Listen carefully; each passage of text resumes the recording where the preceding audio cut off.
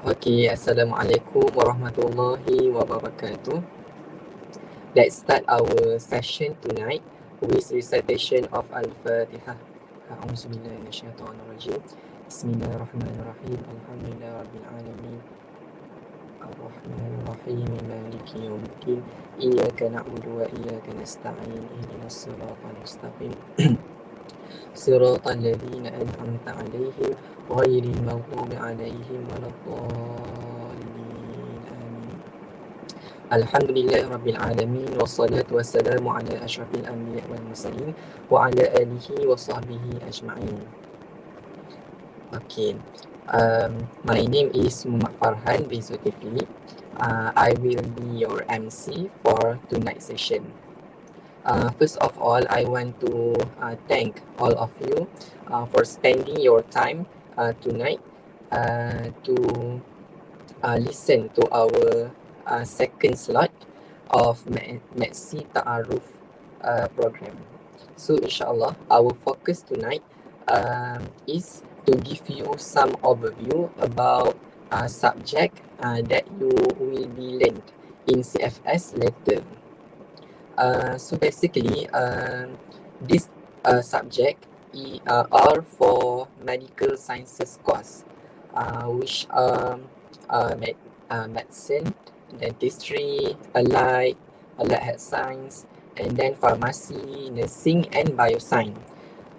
And for subject ICT and understanding Islam, okay, these are university core subject, which means all students will take these two subject. Okay, so without wasting the time, I want to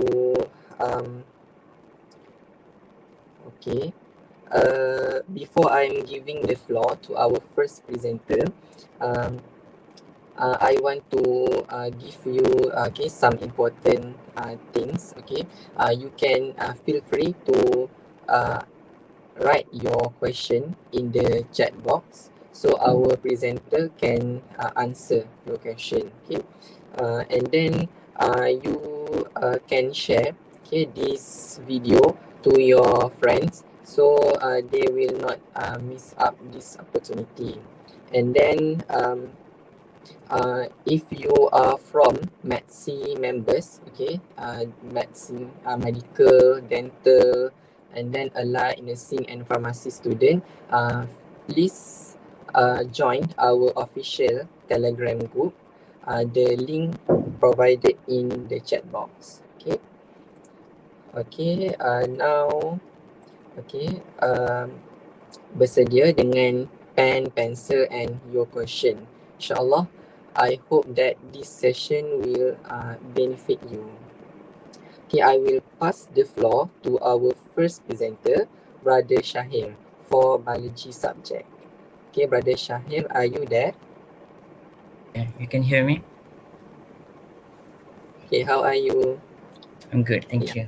How about you? Alhamdulillah, I'm good. Okay, so we will listen to our first presenter, Brother Shahir, for biology subject. Okay, the floor is yours. Assalamualaikum warahmatullahi wabarakatuh. My name is Shahir Salim and I will present about subject biology.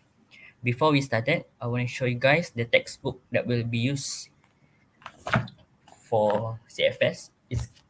This is the 11 edition. Right now it's already 12th edition. It's kind of thick and pricey for me. Thus, it is not compulsory, it is optional. Thus, I recommend you guys to buy from your senior or pre-loved one, or maybe ebook rather than buy the original one. Because for me, I really use this textbook. I only depend what you had given to me, which is this note. It's what I use, what UIA have given to me.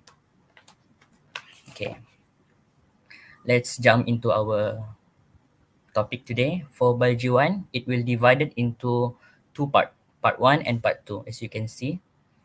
For part 1, you will learn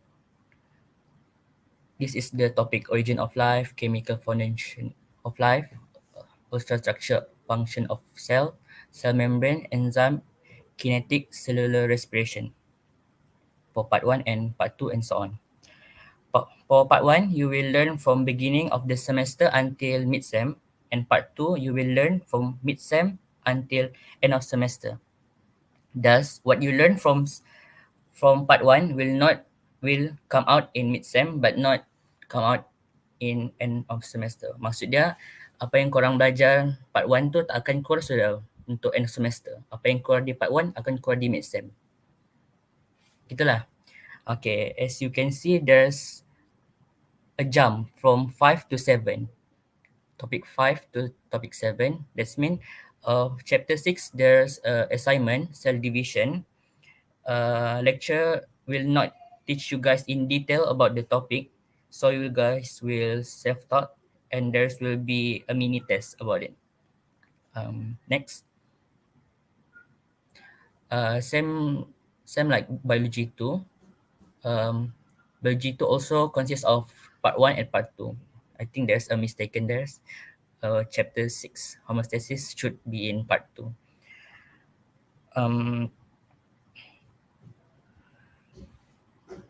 There will be assignment on chapter 2 in gases exchange.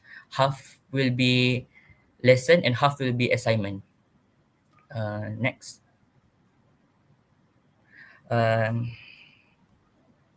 This will be the format for your assessment. For example, for Bio 1, will consist of assignment, laboratory, test, and end of semester examination. For assignment, will be cell cycle and cell division. It consists of total 10%. Laboratory will be 10%. There will be 5 experiments, thus there will be 5 lab report. And lastly, microscopy skill test. Saya harap korang boleh lah buat betul-betul lab ni sebab it's kind of like free mark. So you must get 10% in your hand. The third one is test, chapter 1 to 5 and 7. This is the mid-sem. This will be held on mid-sem. It consists of 30 marks. Apa yang keluar di test ni tak akan keluar sudah end of semester. District assessment, total mark is 50%. Last but not least, end of semester, chapter 8 to chapter 13. It will be 50%. Thus, total is 100%. Markah untuk lulus 50%. So, korang dapat A lah. Okay. Next. This is tip for scoring. First is pre-class self-learning. Read the topic before lecture hour. Maybe malam sebelum kelas or before lecture hour. Sebelum start kelas, korang boleh belek-belek dulu buku nota apa yang korang akan belajar supaya bagi otak tu refresh dulu and kenal-kenal apa term-term what you will learn. The second one is flashcard. As you know, biology are more to memorization. Korang boleh gunalah DIY flashcard or boleh je guna apps. There's many apps in phone for flashcard. And number 3 is exam practice. The lecture will give you some structure question. You guys must try the question. I beg you guys to try it because so you guys know the pattern of the question that will be asked in exam. Because I know some of my friends that never try it and end up clueless in exam. And number 4 is basic application. You guys should utilize your highlighter, mind map and pocket note. You guys kena adalah disiplin nak buat benda ni because this uni no one gonna push you to do this, so unless yourself. And number 5, lastly, avoid negative attitude, especially freerider when doing assignment. Masing-masing corporate lah in the group. Masing-masing ada contribution and meta beban. Meta beban ni if you don't understand, korang jangan simpan. Malam tu korang study, tengok YouTube, ask your lecturer or ask your friends. Jangan korang kumpul last-last lah. Time exam baru nak refresh balik. Macam balik. Korang tak akan boleh ingat lah semua tu. I think that's all from me. Tips, scores and presentation of biology. Thank you.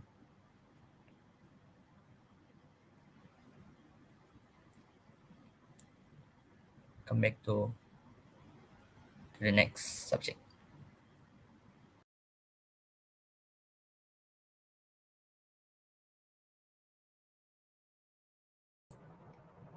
Assalamualaikum warahmatullahi wabarakatuh.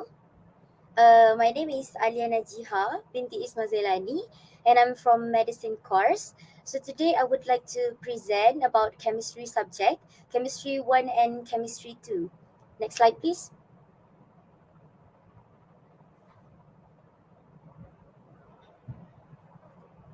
Next slide please. Next slide please. Okay, so for chemistry 1, dalam slide ni saya akan terangkan tentang assessment, course outline, carry mark and also hacks and tips.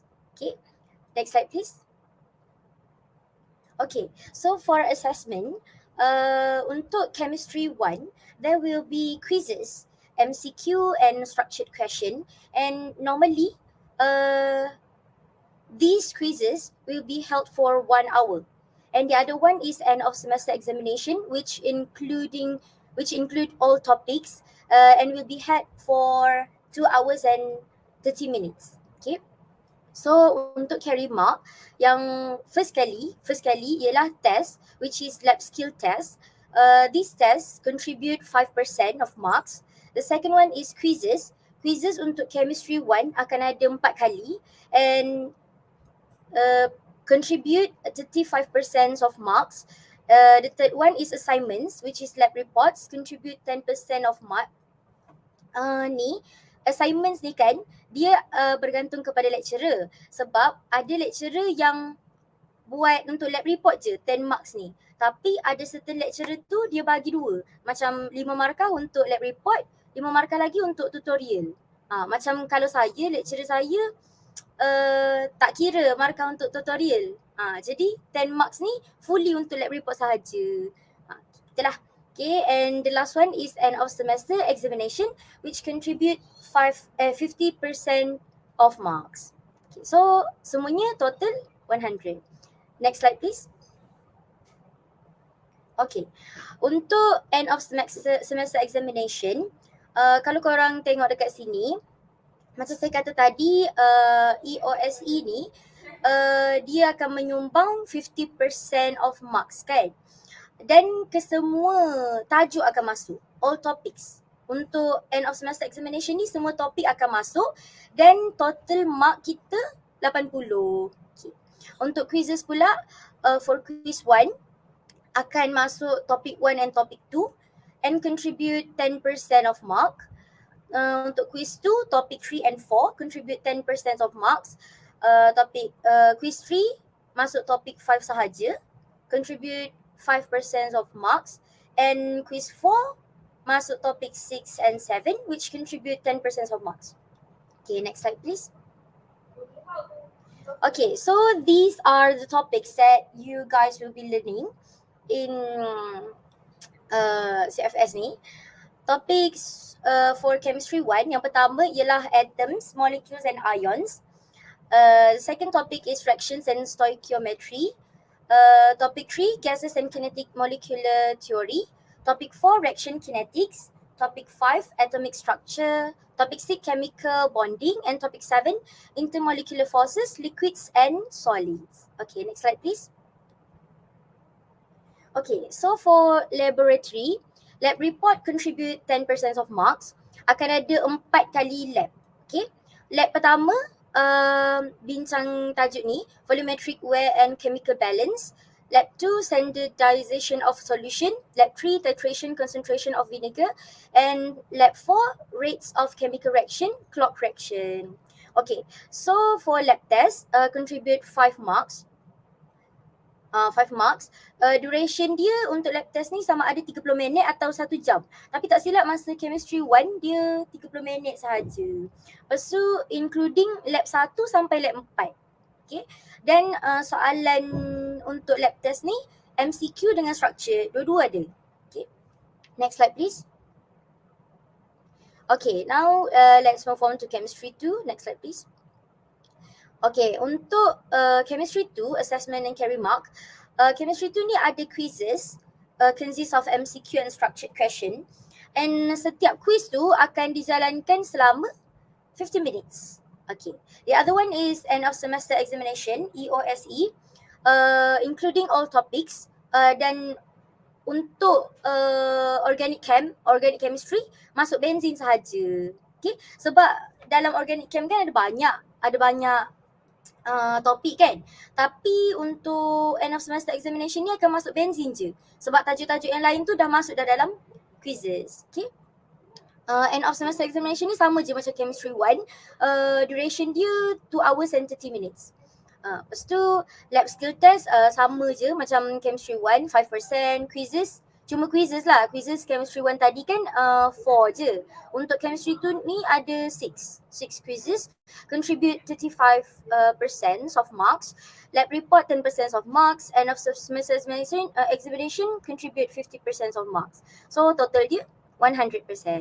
Next slide please. Okay, kalau tengok kat sini end of semester examination sama je macam chemistry 1, all topics are included. Okay, semua topik akan masuk dalam end of semester examination kecuali organic chem tadilah masuk benzin saja. Okay, quizzes, ni quizzes yang saya cakap tadi. Untuk chapter 1 ni organic chemistry akan ada 2 kali quiz. Sebab banyak subtopik lah under topik 1 ni. Jadi akan ada 2 kali quiz lah, quiz 1A and quiz 1B. Lepas tu topik 2 quiz 2, topik 3 quiz 3, topik 4 quiz 4, topik 5 quiz 5. Lepas tu ni markah dia lah semua. Lepas tu semua pun akan dijalankan selama 50 minit. Okay, next slide please. Okay, so these are the topics that you guys will be learning in chemistry 2. Topic 1 is organic chemistry. Topic 2, thermochemistry. Topic 3, chemical equilibrium. Topic 4, acid-base equilibria. And topic 5, electrochemistry. Okay, next slide please. Okay, so for laboratory, lab report contribute 10% of marks. Lab 1, identification of unknown organic compounds. Lab 2, Hess's law, additivity of heat of fraction. Lab 3, Le Chatelier's principle, disturbing the position of equilibrium. Lab 4, acid-base attraction curve. Okay, untuk lab report ni kan, korang akan belajar ikut topik. Macam contohnya lab 1. Lab 1 ni ada dalam topik 1. Lab 2 ada dalam topik 2. Lab 3 ada dalam topik 3. Lab 4 ada dalam topik 4. Okay. Lab test pula contribute 5% of marks. Sama je macam Chemist 1. Duration dia 30 minit atau 1 hour. Including lab 1 sampai lab 4. Semua ni akan masuk. Lepas tu kalau batch kita orang fully online lah. Tapi saya rasa untuk batch korang mungkin fully offline. Okay, lepas tu question, MCQ and structured question dua-dua ada. Okay. Next slide please. Okay, so this slide is for hacks and tips. Apa yang kita boleh buat untuk score chemistry? Yang pertama, study before class. Sebab study before class ni sangatlah membantu. Contohnya medium tak ajar lagi topik tu kan. Kita belajar dulu topik tu. Lepas tu bila kita masuk kelas medium, insyaAllah kita akan lagi mudah nak faham bila medium terangkan. Macam tu. Okay. Next, simplify your note atau use flashcards.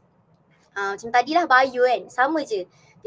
Bila baca buku chemistry, korang baca lepas tu try highlight benda-benda penting.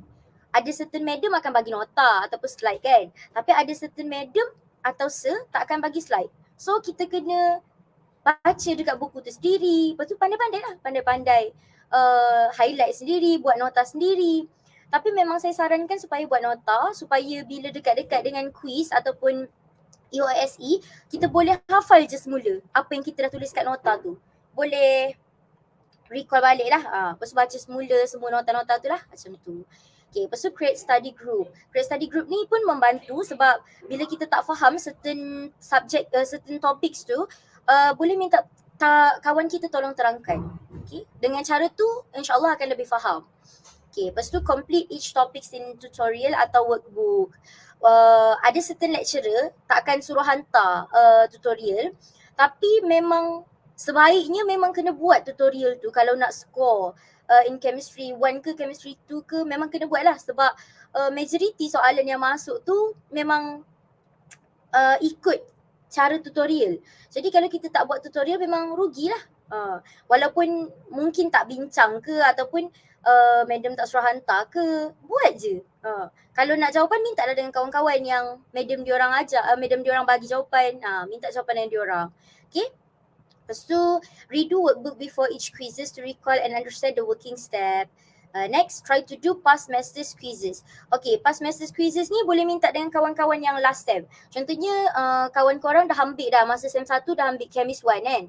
Jadi korang tak ambil masa sem 1, korang ambil masa sem 2.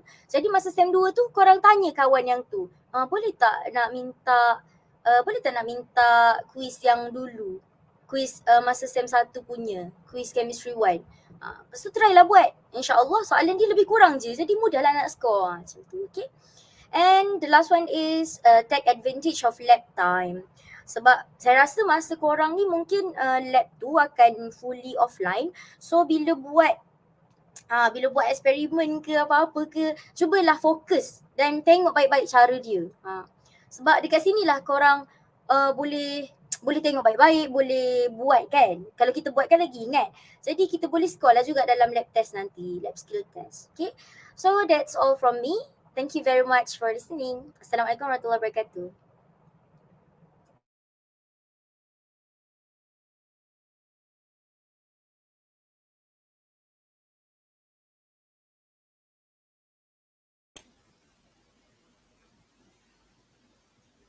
Bismillahirrahmanirrahim. Assalamualaikum warahmatullahi wabarakatuh. Thank you for the presenter for chemistry. Next, I will present about physics, which is physics 1 and physics 2 for Maths student, and for engineering student, they will take physics 3 in their course. Next slide. Okay, so for the assessment, these are all the assessment that you will take for physics 1 and physics 2. For test, there will be 25 mark, quiz 6 mark, lab report 9 mark, presentation 5 mark, open book test 5 mark, and EOSE, which is end of semester exam, 50 mark. For test, korang akan ambil contoh 4 test sepanjang satu subjek, satu physics 1. Contoh physics 1 akan ada sama juga dengan physics 2, ada 4 test. Test 1, test 2, test 3, test 4. Each test akan ada dalam lebih kurang 3 topik. Okay, sama juga macam quiz. Quiz ni selalunya korang akan jawab dalam air taklim. Quiz ni juga korang boleh bincang dengan kawan-kawan, boleh refer to book. Dia macam lebih kurang macam latihan untuk korang lah untuk menjawab test ni, sebab test ni mark dia lagi banyak kan. Okay, lepas tu korang ada lab report. Lab report ada 3. Lab report ni juga korang akan dibantu dengan manual lah. Nanti lecturer akan bagi. Next, presentation. Presentation ni korang akan diberi topik daripada apa yang korang dah belajar. Lepas tu nanti korang akan bentang. Selalunya dalam group lah. Ya, bergantung pada lecturer. Dan presentation ni selalunya kat ujung-ujung semester. Okay, lepas tu ada open book test. Open book test ni ada 1 soalan selalunya. Ada banyak juga soalan kecil bawah dia. Korang akan jawab dalam group. Dan markah dia 5%. Tapi yang paling penting ialah USE ni. sebab dia membawa 50% daripada korang punya markah keseluruhan. So assessment ni sama je untuk Physics 1, also Physics 2. Next. Okay, so for carry mark, Physics 1 and Physics 2, korang kena sentiasa understand the working step in tutorial. Okay, so aku nak highlightkan kat sini ialah tutorial. Tutorial ni penting sebab dia salah satu platform untuk korang belajar balik apa yang korang yang lecturer dah bentang daripada buku teks. Selalunya lecturer akan guna buku teks untuk ajar korang, dan dan lepas tu akan ada tutorial. Tutorial ni contoh-contoh soalan banyak juga. Korang kena buat, bergantung pada lecturer. Lecturer kalau ada yang strict, dia akan suruh buat dan suruh hantar, dan ada juga lecturer yang suruh buat, bergantung pada pelajar. Tapi bagi saya semua kena buat tutorial ni sebab penting untuk korang bersedia untuk test nanti. Next, discuss with friend about formula to strengthen your understanding. Dalam fizik ni, formula paling penting. Apa macam mana sekalipun dia putar formula tu, basic formula korang kena pegang dan korang kena faham. Kalau tak, nanti kalau dah putar soalan tu nanti, mostly pelajar akan stuck lah kat situ. Lepas tu korang kena selalu buat nota ringkas untuk setiap topik yang selepas kelas. Contoh korang belajar tentang talk. Okay, talk ni force lah. Okay, so kalau korang apa yang lecturer dah terangkan tu, korang tulis sikit apa yang korang dah faham. Lepas tu nanti korang cuba try apply apa yang korang dah buat quick note tu tadi. Okay, next. Last sekali, kalau tutorial tak cukup tahu untuk korang nak ready untuk test. So dalam buku teks ni ada tambahan example untuk korang buat.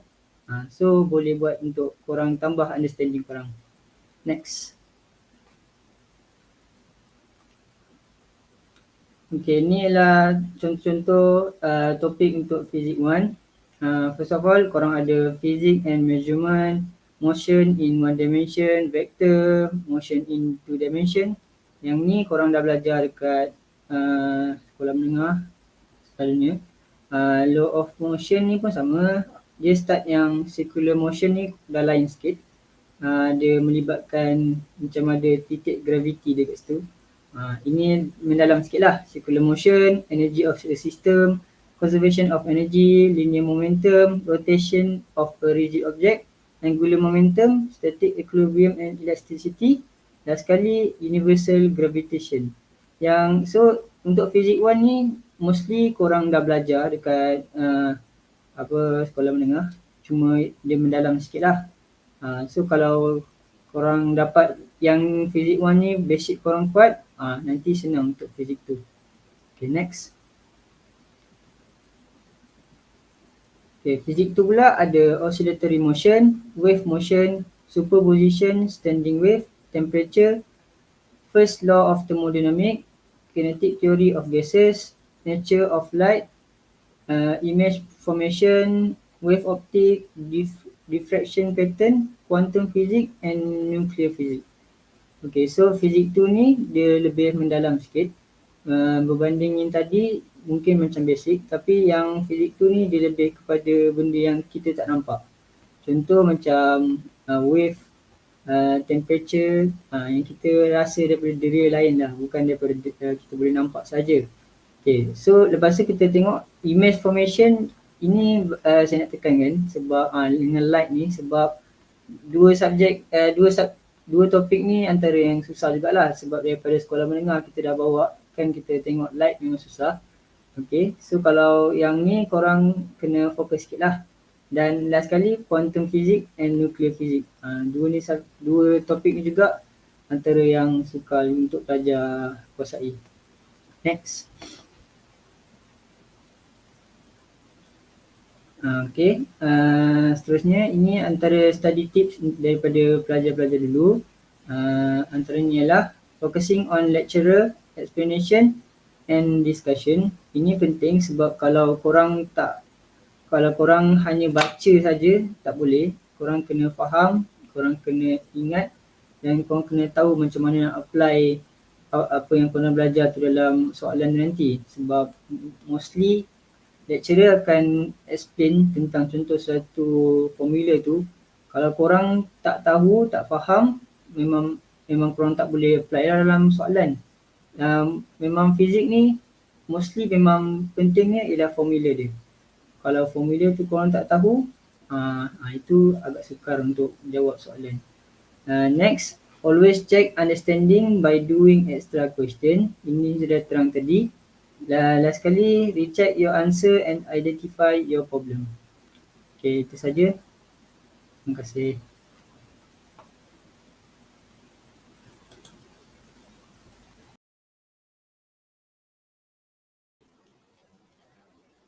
Bismillahirrahmanirrahim. Assalamualaikum warahmatullahi wabarakatuh. Nama diberi Nur Izzatun Natasha binti Muhammad Nurizam. Boleh panggil Sister Tasha. So today I will be presenting about Mathematics 1, which is yang student Maths C akan ambil. There are also Maths 2 and Maths 3, tapi kita tak akan ambil. Kita akan ambil Maths 1 and Maths 4 je. Maths 4 tu, which is Statistics, will be presented by another presenter after this. So basically Mathematics 1 ni it's not that complicated like physics and chemistry, but for me it's quite challenging. Next. Okay, so for topics untuk Maths 1 ni ada 6 topics, which is the first one is algebra. Algebra macam biasa akan belajar equation, inequalities and complex number. Second is function and graph. Function and graph akan fokus untuk domain and range, and korang nanti akan belajar transformation untuk graph, rotation, reflection and so on.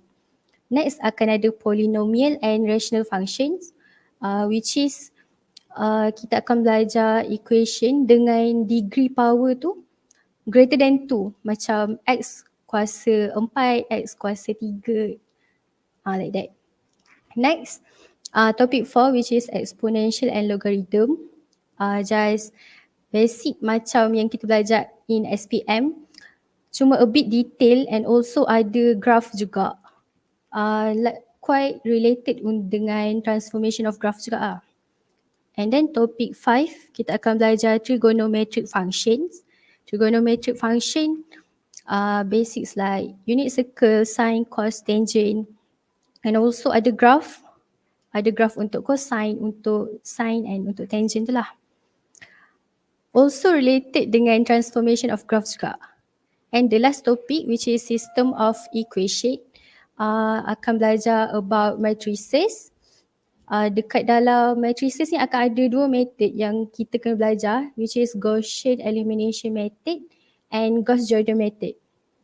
Next. Okay, for assessment methods, basically yang kita boleh, yang you all boleh nampak, akan ada 4 assessment, which is assignment, test, quiz and end of semester exam, which is kita orang panggil EOS. So the first one is assignment. Assignment ni one of the carry mark dengan weightage percentage dia adalah 15%. Basically assignment ni you guys akan buat tutorial, tutorial yang kena submit. As we can see, tutorial tu macam a book of question lah, like compilation of question yang korang kena submit, and those question tu dah ada dekat dalam e-book tau. So the question tu dah ada jawapan. The key is just how macam mana method you untuk dapatkan jawapan tu. So dekat sini paling penting you kena submit lah tutorial tu, sebab it holds 15%. Macam free markah dekat situ kan. Okay, next akan ada test. Test ni adalah open book test. Open book test, you all akan ada 3 OBT, OBT 1, OBT 2 and OBT 3, which will be topic 2, topic 4 and topic 5. So untuk OBT ni, you guys boleh tengok notes, boleh tengok e-book, boleh tengok e-textbooks, and the one thing yang you guys tak boleh buat, just tak boleh bincang. Yang lain semua boleh tengok, boleh rujuk. But better don't I guess online search tak boleh rasanya. Online search tak boleh. Next, korang akan ada quiz. So quiz ni dia pegang 20%. 20% which is korang akan ada 3 quiz. Quiz 1, quiz 2 and quiz 3. Consists of topic 1, topic 3 and topic 4. So quiz ni individual, tak boleh bincang and so on. So untuk tiga-tiga assessment ni, assignment, test dengan quiz consists of 15% tau. So this 50% ni korang kena macam free marks yang kena buat betul-betul so that untuk final dah ada 50% in your hand. You just need to get another 50%. The last part, end of semester exam. For me, end of semester exam ni it's quite hard. Dia consists of the whole topic daripada topik 1 sampai topik 6. And the question tu quite challenging juga. So the total is 100%. Next.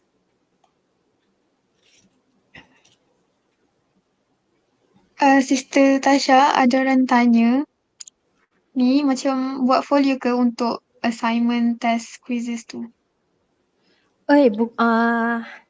Dia bukan folio. Untuk assignment tu, dia macam assignment you akan ada 3 tutorial tau.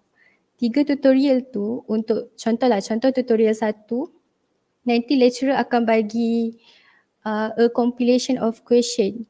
Contoh dekat dalam question e-book, e-workbook, ada suruh buat question 1A. So you buatlah soalan tu. Nanti compilekan semua soalan-soalan dengan jalan kerja you tu and then just submit to the lecturer macam tu. Kalau macam zaman kita orang, kan kami semua belajar online, jadi kami like kena ambil gambar setiap page macam tu lah. Then it's not like portfolio, just ada simple cover page yang lecturer sendiri akan bekalkan untuk kita buat checklist soalan mana yang kita dah siap and then kita punya jawapan macam tu lah. And tutorial tu dia tak adalah susah. Dia susah. Tapi kalau kita belajar betul-betul and faham, taklah susah sangat. I mean, that tutorial tu macam kita punya latihan. So untuk exam ke untuk test nanti kita boleh tengok balik soalan-soalan dekat tutorial tu. Macam tu lah. Menjawab ke soalan ni.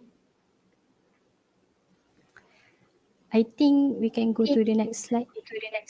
Okay, thank you, Tasha.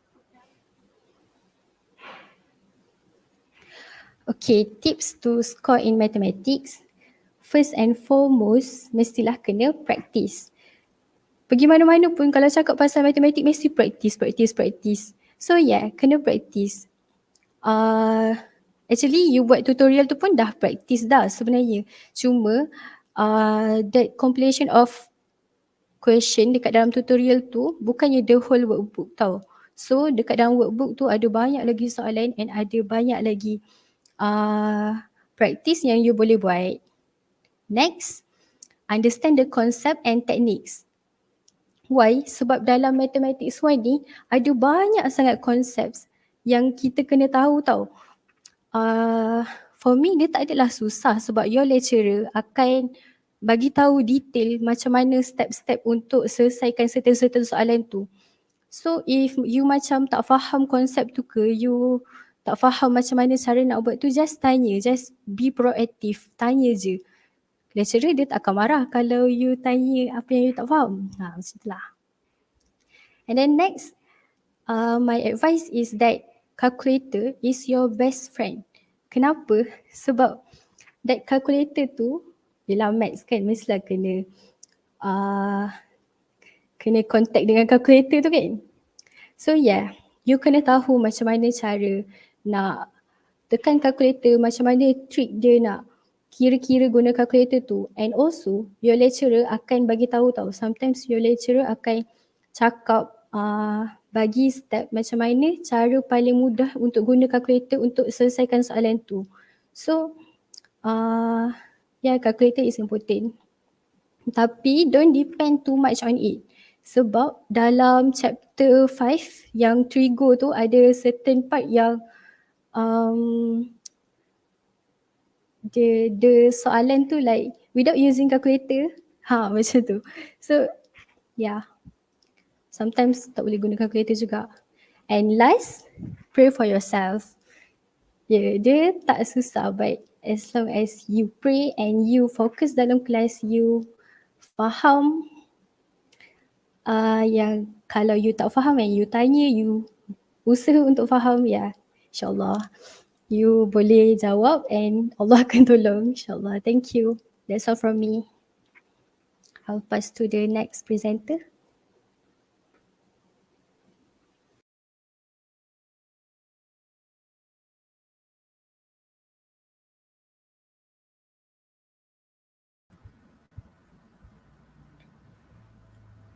Okay, Assalamualaikum.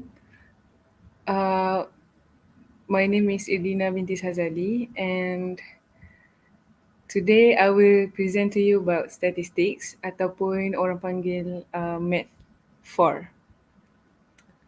Okay, next slide.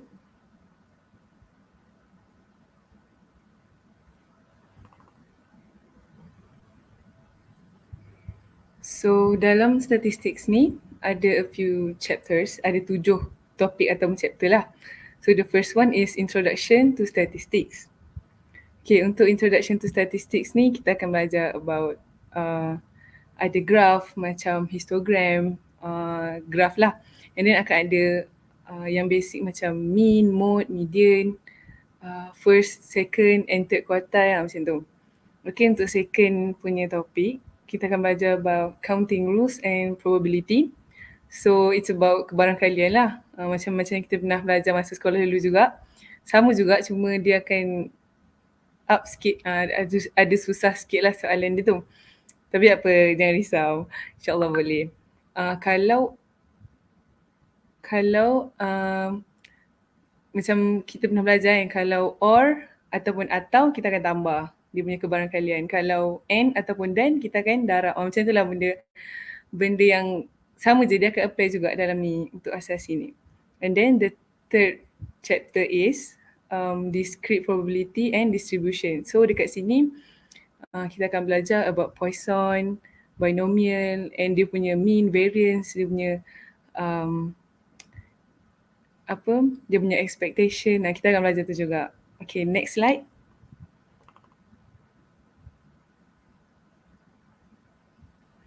Okay, untuk the fourth topic, it's about normal distribution. So normal distribution ni kita akan belajar lah normal approximation to binomial and Poisson. Maksudnya nanti kita akan tengok kalau ada a few syarat, kita akan tukar daripada normal kepada Poisson ataupun binomial. Ataupun yang dua tadi tu nak tukar kepada normal pula. Dia macam, dia ada syarat dia. Macam mana nak tukar daripada yang discrete which is binomial and Poisson dua tu tadi kepada normal. So nanti kita akan belajar lah. Dia akan related, tiga-tiga tu akan related. So you need to betul-betul fokus lah dalam kelas. Kalau memang tak faham topik yang yang chapter 3 tadi, kena cepat-cepat fahamkan sebab dia akan drag ke chapter 4 juga. Dia akan pakai. So kena fahamkan lah dulu chapter 3 tu elok and then insyaAllah chapter 4 you'll be okay with it. Untuk the fifth one, it's about sampling distribution. Kita akan belajar lah sample mean, sample variance, sample standard deviation macam tu. Okay, next slide. Okay, so the sixth one is confidence interval. Confidence interval ni kita akan belajar about macam estimation. Okay, and then kita akan cari confidence interval untuk satu-satu mean tu when standard deviation is known ataupun standard deviation tu tak ada. Macam mana kita nak cari confidence interval untuk mean lah. Kita akan belajar dalam topik 6. And then untuk the last topic, which is topic 7, probably my the most topic yang I like sebab dia about hypothesis testing, meaning kita akan selesaikan masalah orang tu, kita akan tengok dia punya hipotesis yang dia bagi tu, is it true or is it false berdasarkan data yang dibagi. Macam itulah. So itu adalah kita akan belajar dalam chapter 7. Okay, next slide. Alright, so there are a few assessments. Sama juga macam subjek yang lain-lain tadi. Ada assignment, quiz, project and also EOSE. Kalau assignment, kalau tengok dalam yang bulat biru tu, those are the carry marks lah. Kalau untuk assignment 20%, quiz 20%, project 10% and EOSE of course 50%. Okay, so next slide.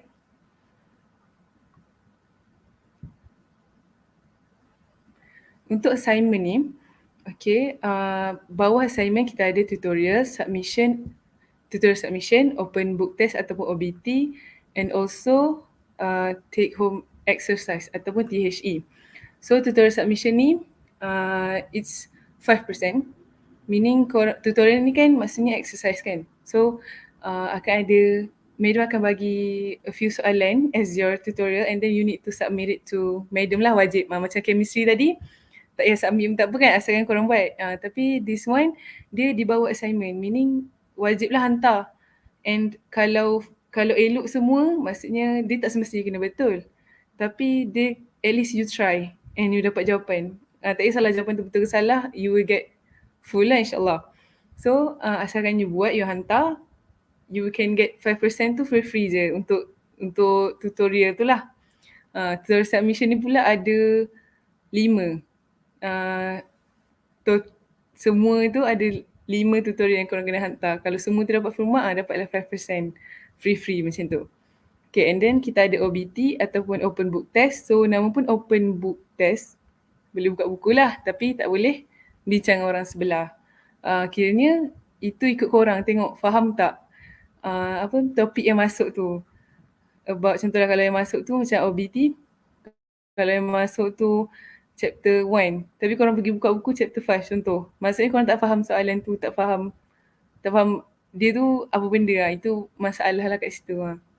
So OBT ni jangan ambil ringan lah, maksudnya jangan macam alah boleh buka buku, so nanti je lah belajar, tak ada. Dia kadang-kadang tu OBT ni tak sempat pun nak buka buku tu. Ada pernah sekali tu saya buat OBT tu tak buka buku sebab memang tak sempat langsung. Terpaksa macam like sendiri punya memori macam tu lah. So so jangan ambil ringan lah.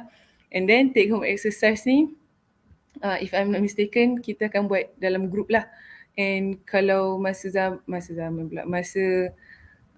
my classmate dulu, kita orang madam yang bagi group tu. Satu group 5 orang contoh. And then madam akan bagilah nama 5 orang tu dalam satu group. And then korang akan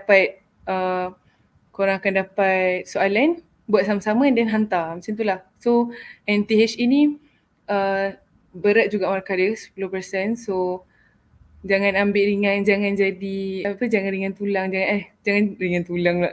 Kena ringan tulang, jangan curi tulang lah macam tu. Okay, next slide.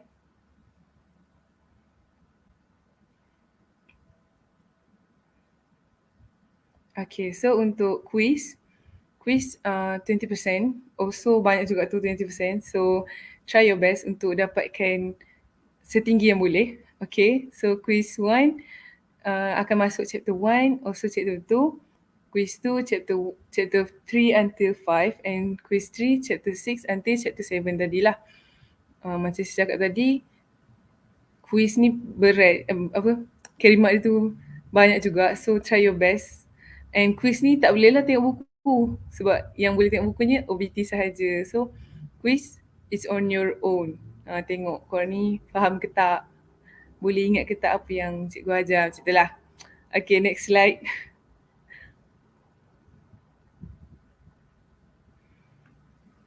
So kita dah cover assignment and quiz. Okay, jadi kita dah cover 40%. And then another 10% I want to talk about project. So project ni pun dalam group. Macam saya dulu, group yang THE tadi akan jadi group project juga. Maksudnya kita orang sekali lah 5 orang tadi tu, yang THE tu sama, orangnya sama juga untuk buat yang project ni. Okay, so project ni kena buat apa? Project ni, statistics kan all about data kan. So kita sendiri kena kumpul data about satu-satu benda tu. And topik yang korang akan buat ni, bukan topik, meaning problem yang korang akan kumpul data ni, korang sendiri akan fikir dalam group and then hantar dekat Medium, tanya boleh tak. Contoh kalau dulu, contohlah korang nak survey, korang akan buat survey lah, maksudnya korang akan buat survey berapa orang pergi library pukul 8 pagi contoh. So benda tu lah korang akan buat dalam projek ni. Korang akan kena buat proposal, kena hantar first draft dekat Medium. Macam-macam korang akan buat and it's going to be very fun. Sebab pengalaman juga, kita akan jawab banyak soalan, kita akan macam kendalikan the survey tu, kita yang akan buat lah soalan-soalan tu macam mana. Tanya female ke male yang selalu pergi pukul 8 pagi contoh hari Isnin. Macam tu lah. So korang sendiri akan collect data tu. Okay, and then last sekali, the last 50% is EOSE lah. So EOSE ni end of semester exam 50%. Dia akan masuk, dia bukan macam quiz tau. Quiz tadi masuk macam quiz 1, chapter 1, chapter 2 kan. Tapi EOSE ni akan masuk awal ila akhir, dari awal sampai habis. Chapter 1 sampai chapter 7 semua tu lah akan masuk dalam EOSE ni. And soalan EOSE ni pada saya masa hari tu dia memang half-half. Separuh tu memang boleh jawab, separuh lagi tu memang Allah Rabbi. So sebab itulah pentingnya carry marks tu. Jangan yakin sangat yang EOSE ni boleh 50%. Maybe boleh, ada yang boleh dapat, tapi mana dah tahu kan kalau kita macam ambil ringan sangat the carry marks tu, nanti tak dapat pula kan untuk skor untuk yang EOSE tu. So nasihat saya lagi sekali, banyak-banyak kali dah cakap, jangan pandang ringan, jangan ambil ringan untuk carry marks ni. Try score, lagi-lagi yang assignment tu lah. Okay, next slide.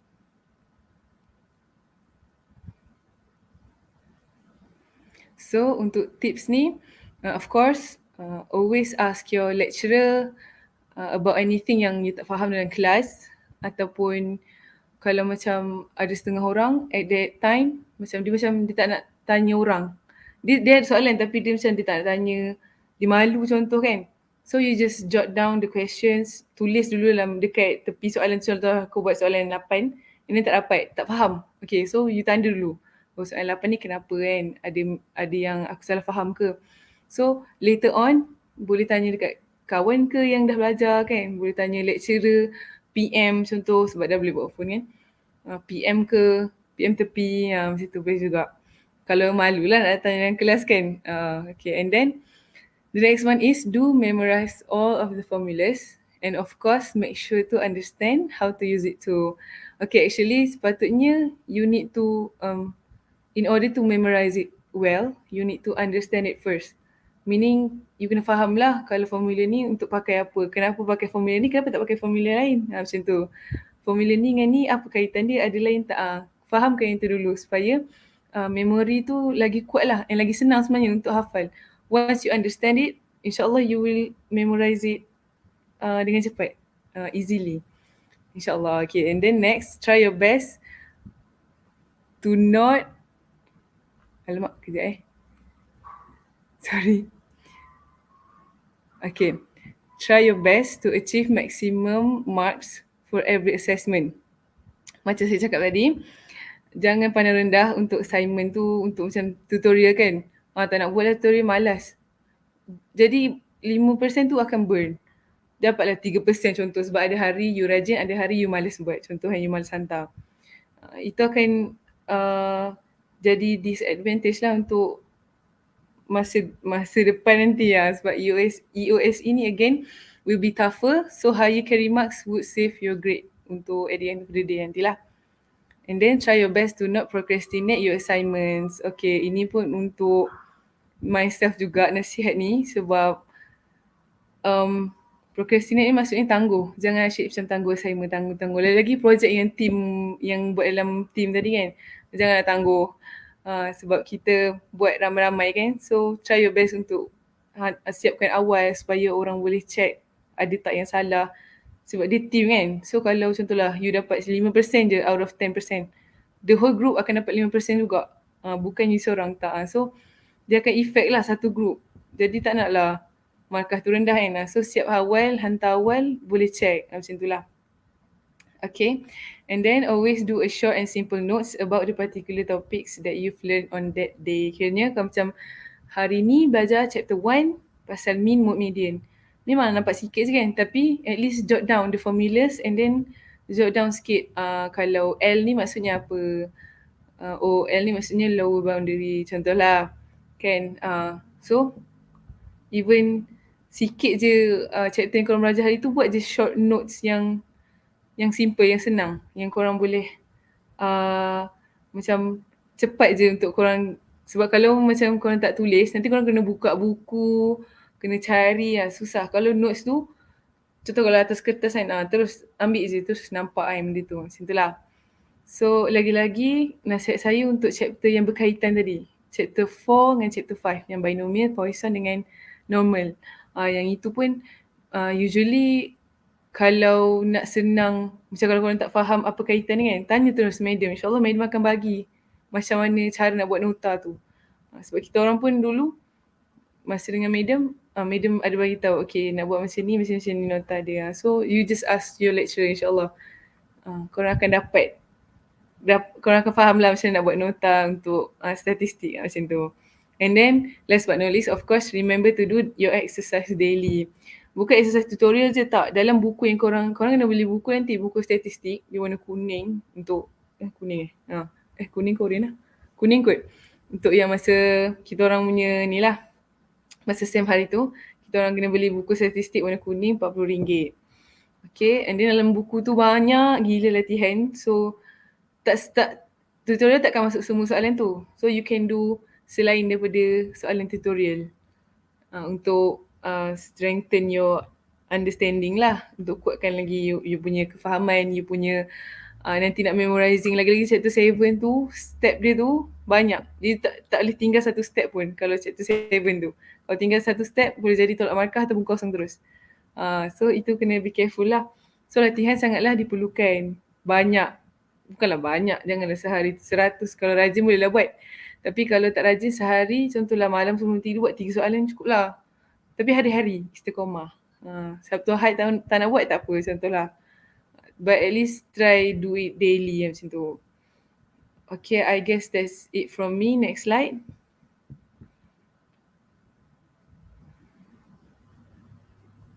Thank you and good luck to everyone. Thank you. I pass to the next presenter.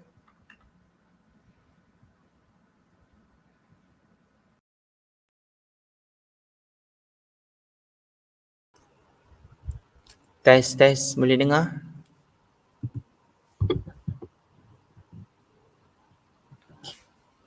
Boleh. A'udzubillahi minasyaitonirrajim. Bismillahirrahmanirrahim. Assalamualaikum warahmatullahi wabarakatuh. Okay, my name is Muhammad Luqman. You can call me Brother Luqman. So today saya akan present tentang subjek Understanding Islam ataupun kita orang panggil UI. So first and foremost, kita nak faham dulu apakah subjek UI ni.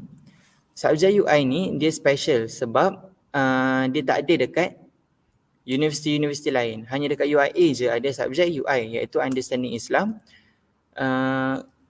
Bagi Ana, subjek UI ni kita boleh samakan dengan subjek PAI ataupun Pendidikan Agama Islam. Mesti ramai yang dah ambil subjek PAI kan, kita ambil dekat sekolah menengah. Dia sama je macam subjek PAI, UI ni. Cuma Understanding Islam ni kita belajar dalam bahasa Inggeris, dalam English. Kalau PAI dulu kita belajar dalam Malay kan. So itulah subjek UI. Kita akan belajar tentang ilmu-ilmu agama Islam, tetapi bezanya dalam bahasa English. dalam bahasa Inggeris. So next slide. Okay, UI ni dia sama juga macam kebanyakan subjek lain, dia terbagi kepada dua, UI1 dengan UI2. So untuk UI1, ini antara topik-topik dia, Islam as Ad-Din, Islam is characteristic, pillars of Islam, articles of iman, al-ihsan, ibadah dan juga akhlak. So untuk UI1 ni, dia banyak tentang benda-benda basic tentang agama Islam, macam basic fundamentals of Islamic religion lah. Karakteristik, kita akan revise balik tentang ciri-ciri agama Islam, lepas tu tentang rukun iman dan juga rukun Islam. Tetapi kita akan belajar secara lebih detail lah. Kita bukan belajar just rukun iman tu ada 6, rukun Islam ada 5. Kita akan belajar detail tentang setiap satu rukun tu dia punya dalil, dia punya contoh. Itu untuk articles of iman, pillar of Islam. Lepas tu dekat end of UI1 kita ada 3 konsep yang kita akan belajar, al-ihsan, al-ibadah dan juga al-akhlak. Untuk al-ihsan ni kita akan belajarlah apa itu ihsan. Dan dalam topik al-ihsan ni dia menarik juga sebab kita akan belajar banyak tentang kisah Nabi Yusuf. Sebab Nabi Yusuf ni adalah salah seorang rasul yang mempunyai sifat al-ihsan ni.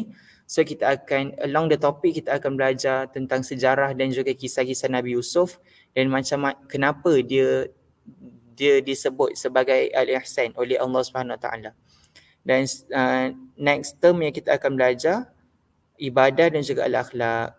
Ibadah ni banyaklah, ibadah khas, ibadah khusus, ibadah umum. Al-akhlak ni pun ada merangkumi banyak adab-adab kita, ada adab dengan ibu bapa, ada al-akhlak dengan towards kita punya jiran.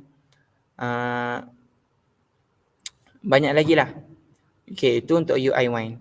Untuk UI2, inilah antara topik-topik dia, Islam and its universality, Islam and education, Islam and leadership, and etc. So untuk UI2, beza dengan UI1, UI1 dia macam kita belajar basic fundamentals of agama. Untuk UI2 kita akan belajar macam mana Islam ni adalah agama yang macam holistik ataupun the perfect religion lah. Kita akan belajar Islam menekankan tentang education, menekankan tentang leadership, society and also economics. Kita akan belajar secara detail lah kenapa Islam ni dia agama yang holistik, sebab setiap satu aspek dalam kehidupan kita Islam sentuh. Lepas tu last sekali untuk UI2 kita akan belajar Islam, belief system and ideologies. Yang ni topik yang menarik lah sebab kita akan belajar perbezaan antara agama Islam dengan agama-agama lain. Kita akan belajar Islam tu dia tergolong dalam absolute monotheism. Lepas tu kita akan belajar pula agama-agama lain, contohnya Kristian, Judaism and banyak lagi agama-agama lain. Dan dalam topik ni juga Islam belief system ni kita akan belajar tentang ajaran-ajaran sesat. Macam siapa yang ambil PAI dulu kita ada belajar kan ajaran sesat. Ini sama juga kita akan belajar tentang ajaran sesat. Okay. Next slide. Okay, untuk UI, tadi kan kita ada dua, UI1 dengan UI2. Jadi bila kita akan ambil UI1, bila kita akan ambil UI2, so dia sebenarnya depends on kita punya lane lah. Kalau kita lane ni, andaikan kita ni lane 1, so kita akan ambil UI1 waktu SEM 1 dan UI2 waktu SEM 2.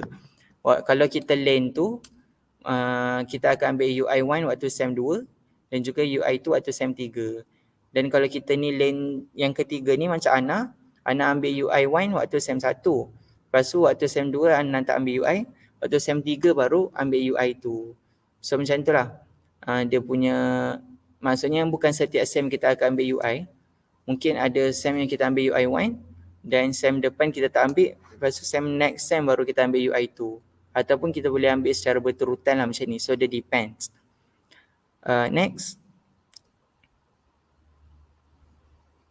Untuk assessment method, subject understanding Islam, kita ada 4 assessment method. Pertama, test. Test ni kita ada 2, test 1 dengan test 2. Wajaran dia adalah 25%. Dan test ni dia akan masuk topik yang certain topik sajalah, sama ada 1 ataupun 2 topik saja. Dan topik yang dah masuk dalam test ni dia dah tak masuk dah dalam final exam. Contohnya untuk test 1 dia akan masuk topik 1 atau topik 1 ataupun topik 1 dan 2. So topik tu yang dah masuk dalam test 1 tu dah tak masuk dalam end of semester exam. Test ni macam periksa jugalah, tapi dia waktu awal-awal dan juga waktu tengah-tengah SEM. So kita kena study untuk topik yang masuk dalam test tu. Okay, next assessment method adalah assignment. Assignment ni dia group, teamwork, terdiri daripada 4 ke 5 orang dalam satu group. Untuk kita buat assignment ni, kita akan ada writing dan juga infografik. Kita akan buat satu penulisan dan untuk certain topik ataupun isu. Lepas tu kita kena buat juga infografik ataupun poster untuk isu tu. So dalam satu team tu ada 4 ke 5 orang, kita kena distribute lah. Siapa nak buat bahagian ni, pendahuluan siapa buat. Untuk assignment tu kita kena buat dalam kumpulan lah. Siapa yang buat infografik. So wajaran untuk assignment ni adalah 20%. Assignment ni dia punya topik tu, isu apa yang kita nak tulis tentang assignment tu akan diberi oleh lecturer lah. List of issues.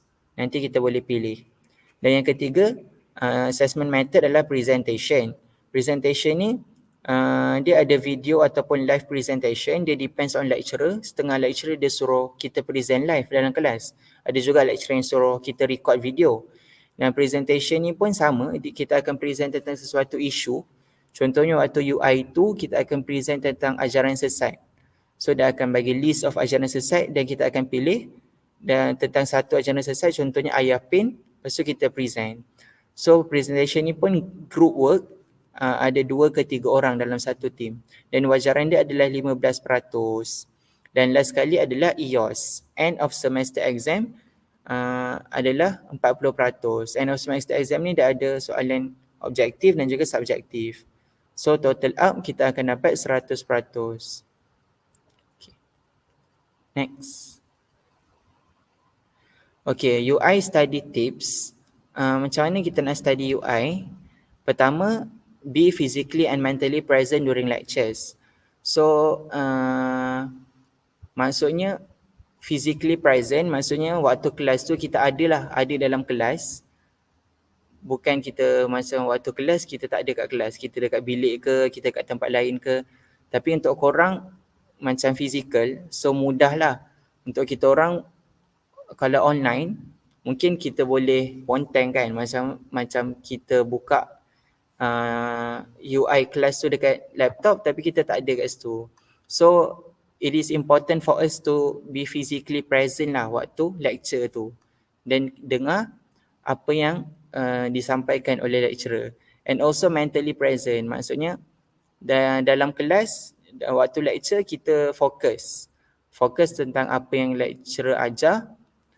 Kalau Ana, macam mana Ana nak pastikan Ana keep up ataupun fokus dengan apa yang lecturer ajar, Ana akan pegang pen dan conteng ataupun catat dengan cara Ana sendirilah apa yang lecturer tu ajar. Sebab UI ni dia macam dengan ceramah tau. Kita belajar tentang agama, lecturer akan present slide, lepas tu dia akan baca dan terangkan. So kalau kita macam dengar je, dia akan cepat ngantuk. So kita cara nak fokus, sebaiknya kita pegang pen dan kita catat lah. Kalau tak catat cantik pun kita at least kita macam jot down conteng-conteng je apa content of the lectures supaya kita dapat keep up dengan dapat fokus dan keep up dengan content of the lecture throughout the class. Itu yang pertama lah. Yang kedua adalah read the e-book thoroughly after completing each topic. So untuk UI ni dia akan ada satu e-book. E-book tu dia macam textbook, ada semua topik. E-book ni dia macam banyak tulisan je lah, agak membosankan sebenarnya. Tapi sangat penting untuk kita khatamkan e-book tu lepas kita selesai belajar satu topik. Maksudnya contoh kalau minggu ni kita belajar topik 3, lepas tu dah habis belajar topik 3 tu, kita kena pastikan kita khatamkan topik 3 tu dalam e-book. Sebab e-book ni dia complete. Apa yang keluar dekat exam, itu semua ada dalam e-book. So kita kena baca dan khatamkan e-book ni. Dan yang ketiga, understand the major concept and term before exam. So yang ketiga ni sangat penting. UI is about understand. Nama subjek pun understanding Islam kan. So setiap konsep dan juga term-term yang kita belajar, kita kena faham. Dan faham tu sebaiknya sampai satu tahap yang kita boleh terangkan tanpa rujuk. Contoh Al-Ihsan. Term Al-Ihsan tu apa? Kalau kawan kita tanya, kita boleh huraikan. So dalam exam dia ada soalan subjektif juga. Dan dia ada soalan, kalau UI tu dia ada macam soalan essay. So sangat penting untuk kita understand konsep-konsep yang ada dalam UI ni, term-term yang ada. Maksudnya sebelum exam kita dah kena fahamkan apa terms yang orang sebut, semua kita dah boleh faham dan kita dah boleh terangkan. Dan yang last sekali adalah make your own notes for each topic. So yang ni kita tak perlu pun buat nota macam fancy-fancy ataupun lawa-lawa. Kalau Ana macam sebelum exam tu Ana buat nota yang simple dekat kertas A4 je. Tapi buat nota sendiri, sebab nota sendiri ni dengan nota orang dia macam lain tau. Kalau buat nota sendiri, dia punya kefahaman tu lebih sikit. So kalau kita tak nak buat nota cantik, kita buat nota simple-simple je. Selalunya lah Ana akan buat sebelum exam satu nota, apa yang akan masuk dalam exam semua akan buat simplify dalam satu notes yang simple untuk setiap topik tu. Tapi kalau korang tak nak buat notes pun, sebenarnya untuk UI ni ada banyak je orang-orang yang buat notes, macam kawan-kawan yang buat notes yang willingly share, dan ada juga yang buat notes dan dia jual notes UI. So korang kena pandai-pandai carilah. Kalau korang tak rajin, malas sangat nak buat nota sendiri, korang boleh cari nota-nota UI yang kawan-kawan korang buat. Sama ada dia kasih free ataupun korang kena beli nota tu. Sebab nota-nota ni membantu jugalah. Sebab waktu last exam, kita dah tak sempat nak baca textbooks, dah tak boleh nak hadam. So kita akan tengok nota-nota yang simple. So kita kena ada nota UI, sama ada nota sendiri ataupun nota yang kita cari daripada kawan-kawan kita. Okay, next slide. Next, carry mark. Okay, untuk carry mark sangat penting sebab carry mark ni pun dia akan menentukan kita dapat A ke tak. Sebab macam ada kawan-kawan saya yang sebelum exam final pun dia dah tahu dah dia tak boleh dapat A sebab carry mark yang rendah. So carry mark ni sangat penting lah. Kita nak jaga carry mark, kita nak kalau boleh nak dapatkan carry mark yang paling tinggi kan untuk subjek tu. Supaya IOS nanti walaupun kita macam andai kata kita tak perform, kita boleh still dapat A untuk subjek tu.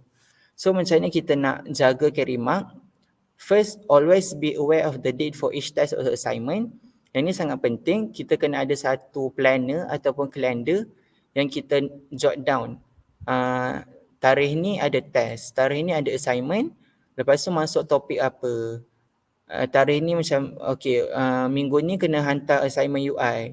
So kalau lambat nanti setengah lecturer yang strict nanti lambat dia tak terima, dah kita kena tolak markah untuk assignment. Ataupun untuk each test, kita kena tahu tarikh test tu dan juga apa topik yang masuk dalam test tu. Kalau kita tahu tarikh je tak guna juga. Contohnya kita tahu minggu depan hari Rabu ada test UI, tapi kita tak tahu topik apa yang masuk. So kita kena aware tarikh setiap date for each test or assignment and the related topic for that particular test. Yang kedua adalah study the related topic well before each test. Contohnya kita dah tahu minggu depan ada test 1, masuk topik 1, topik 2. So kita kena baca lah. Sebelum test tu kita kena baca topik 1 dengan topik 2 tu. Sebab apa yang masuk dalam test ni, dia dah tak masuk dalam EOS, final exam. So, itu je lah peluang kita untuk study betul-betul topik tu untuk kita jawab dalam test. So, kita kena study well lah related topic before each test. Yang ketiga adalah, ask your friend or lecturer if you are not sure on how to complete your assignment. Yang ni kalau kita tak sure ataupun kita ada kekangan atau masalah nak lengkapkan assignment, kita inform. Kita kena inform kawan-kawan kita dan kita kena tanya lecturer kita kalau kita tak tahu.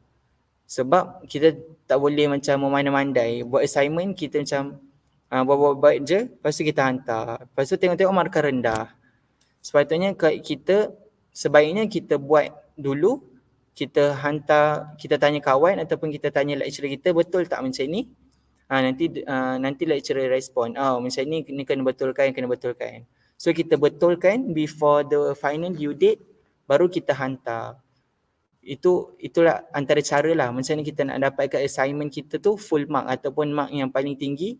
Kita semak dulu assignment kita tu dengan kawan-kawan ataupun dengan grup-grup lain ataupun dengan lecturer sendiri. Dan yang ketiga, last sekali adalah complete your task earlier.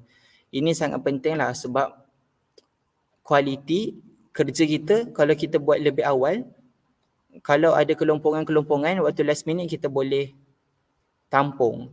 Tapi kalau kita buat last minute, kita tahulah kerja last minute ni macam mana kan. So kalau kita buat kita punya tugas tu earlier, dia akan memudahkan teammate kita yang lain juga. Selain tu kalau kita buat dah siap awal, kita boleh semak kerja kita dengan lecturer ataupun dengan kawan-kawan macam tadi kan saya cakap. So sangat penting lah untuk kita buat task assignment kita earlier dan jangan last minute supaya kerja kita tu berkualiti lah. Next. Tu je. So that's all I think from me. Thank you for listening. Tu je kot.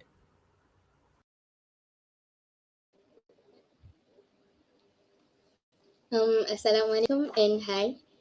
So my name is Ifa Aini and you can call me Sis Ifa.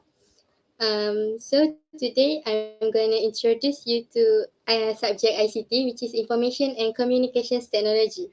Next. So these are the chapters in ICT. There are 6 topics and the other 2 topics will be the practical. So all will be 8 topics. So the first topic is overview of IT. The second one is strengths of IT. Third one is software. And then the internet and the web, communications and network, and privacy, security and ethics. And for the practical I said just now is Microsoft Excel and data analysis with Python. Okay, next. So these are the assessments for ICT. So there will be only 2 quizzes for ICT, which consists of 2 topics, which is overview of IT and trends of IT. That's for the first quiz, and for the second quiz is software. There will be 10 marks for MCQs and 10 marks for short answer questions. So the total carry mark will be 20% for both quiz. This quiz is individual, and before this it is online. So I'm not sure if it's still online or face to face. So next for assignment. So the first assignment is practical for Excel hands-on assignment. So the carry mark is high, which is 10%, and it is also individual. And for second assignment, is also individual, which is Python hands-on assignment. The carry marks will be 20%. Next, EOS exam. It will cover the topics that's not in quizzes, and not in assignment, but it will also cover a bit of Microsoft Excel for the first part. So the other topics is the internet and the web, communications and network, privacy, security and ethics, and a bit of Microsoft Excel. The total carry mark is 50%. The total is 100%. Next. Okay, before that, there will be two books for ICT. The first one is for the notes. So basically, our lecturer already prepared notes for us, and there will be mind maps and slides. And the other ones, lab manual for Microsoft Excel and data analysis using Python. And you will get this book from your lecturer. There are a few tips to study ICT. The first tip is practice, practice, and more practice.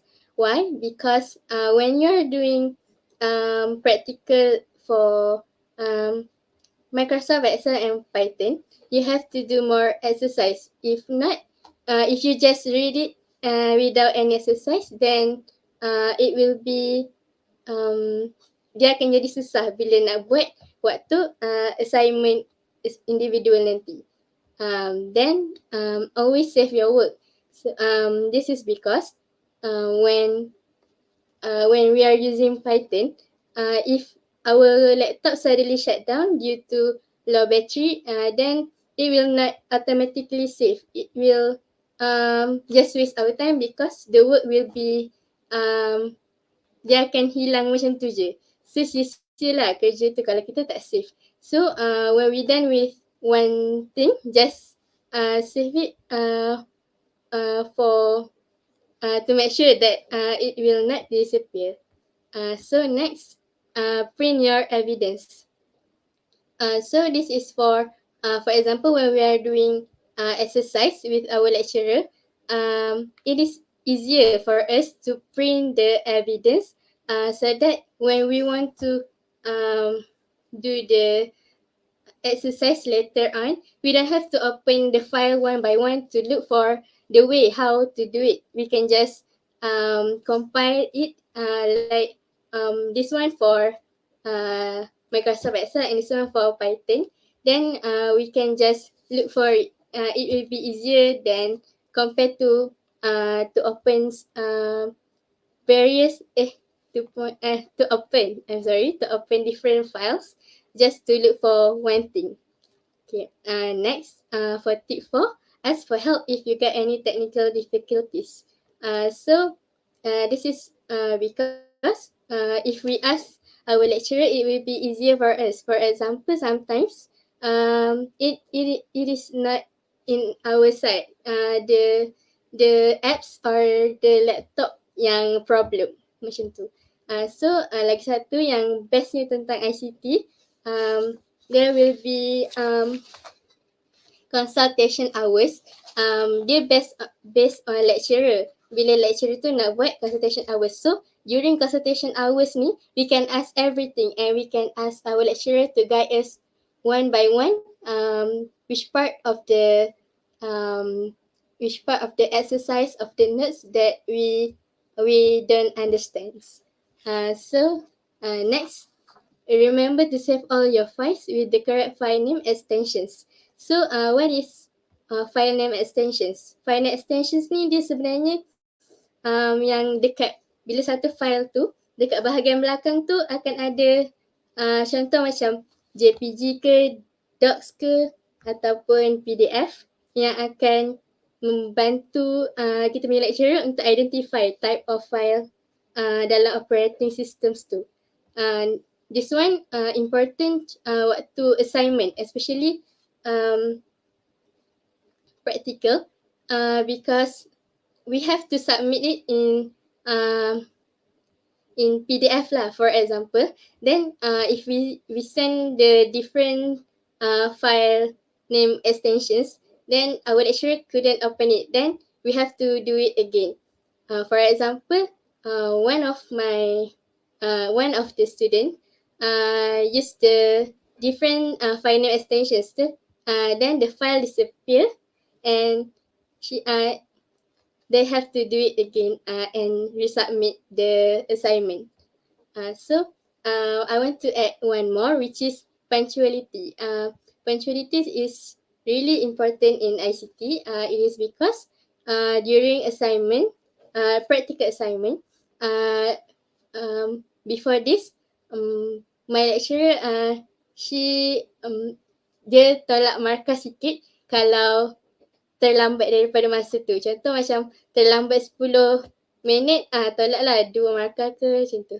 I think that is all for ICT. I'll pass to the next presenter. Thank you.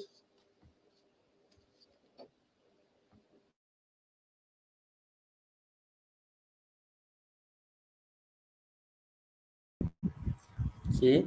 Assalamualaikum warahmatullahi wabarakatuh. I'm Ahmad Syamil bin Mahadi. So you can call me Brother Syamil. Malam ni saya akan membentangkan tentang subjek lagi satu yang semua pelajar mesti ambil dalam academic session, iaitu usrah. So usrah ni kita ada dua, usrah 1 and usrah 2. Macam saya hari tu, saya ambil usrah 1, SEM 1 dan usrah 2 SEM 2. Okay, jadi usrah ni dia tak ada tak ada credit hours, maksudnya dia tak akan affect kita punya CGPA. And lagi satu, usrah ni dia sama ada kita pass or fail subjek tu. Okay, next. Okay, so dalam usrah kita ada dua assessments. Yang pertama presentation, yang kedua e-portfolio. So kedua-dua assessment ni wajaran dia adalah 10%.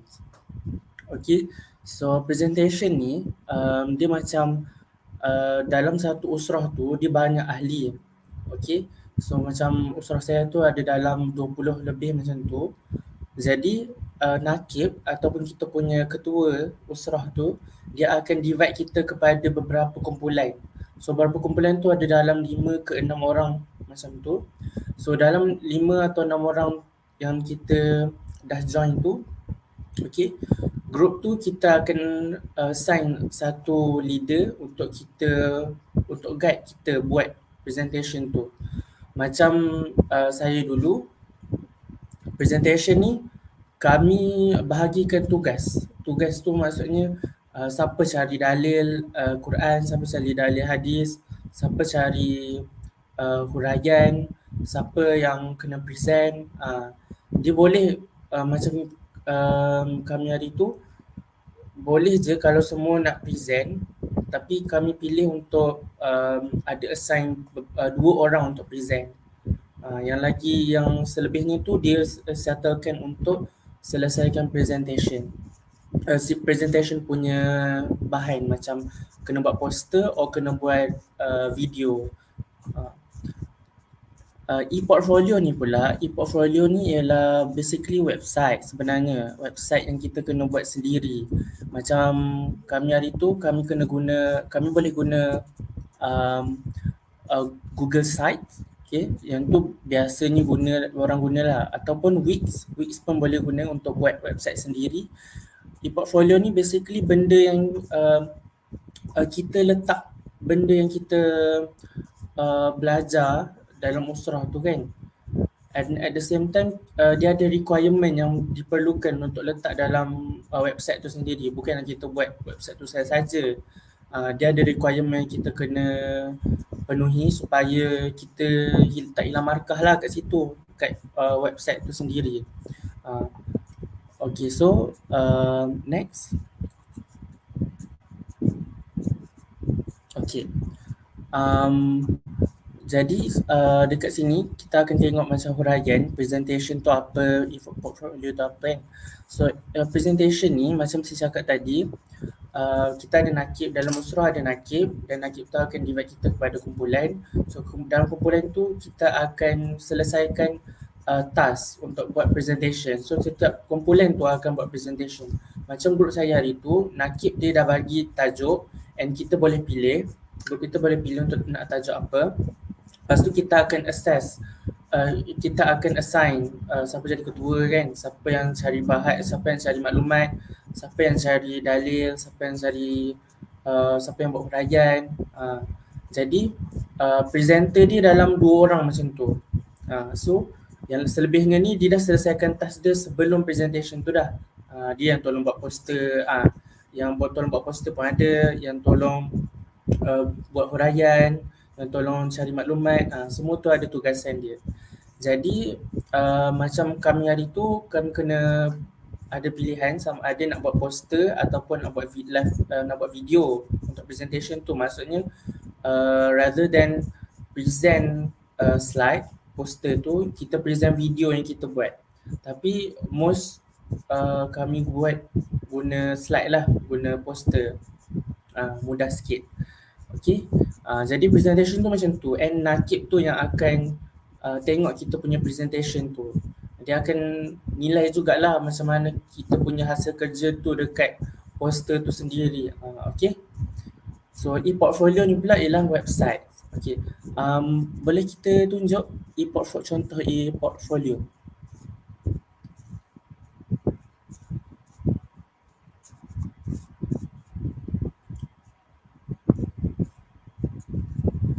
Okay, so ini contoh e-portfolio yang saya punya masa SEM 1 and SEM 2 untuk usrah 1 dan usrah 2. So jadi ini basically yang atas-atas tu kalau perasan, yang ni kan, itu semua ialah requirement yang diperlukan untuk siapkan usrah ni. Untuk e-portfolio untuk usrah ni. Macam contohnya ni, SEM 1 saya buat poster. Poster ni saya yang tolong cari maklumat, tolong cari dalil hadis. Jadi kita boleh letak dalam tu. Lepas tu masa SEM 1 dah habis kan. Lepas tu SEM 2 ambil usrah tu, boleh gabung je terus. Sebab requirement dia sama. Masa zaman kami hari tu requirement dia sama. Cuma kena tambah sikit-sikit je sebab bezakan lah usrah 1 dengan usrah 2 tu supaya tak nampak bercampur, macam tu. Jadi ni contoh e-portfolio, saya guna Google Sites. Jadi requirement tu semua nanti nakib tu sendiri yang akan bagi tahulah dalam usrah kita nanti. Okay, so kita boleh pergi ke slide seterusnya.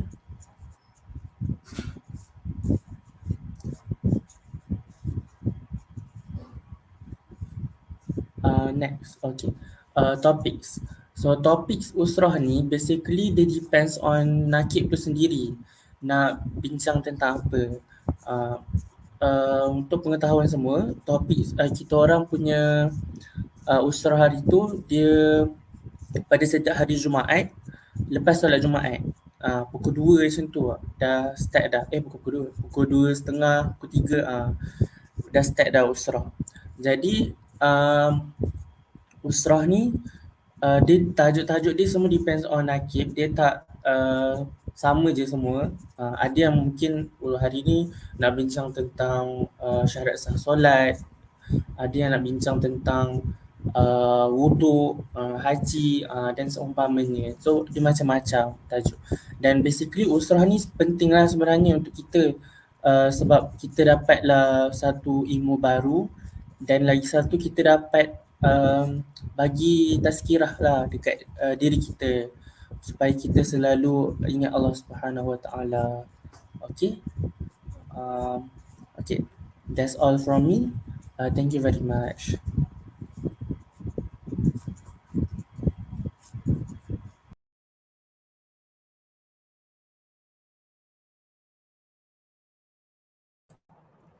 Okay, thank you Brother Syamil atas presentation tadi. Okay, sekarang kita akan teruskan dengan sesi Q&A. Jadi siapa-siapa ada soalan boleh tulis dekat chat box ya.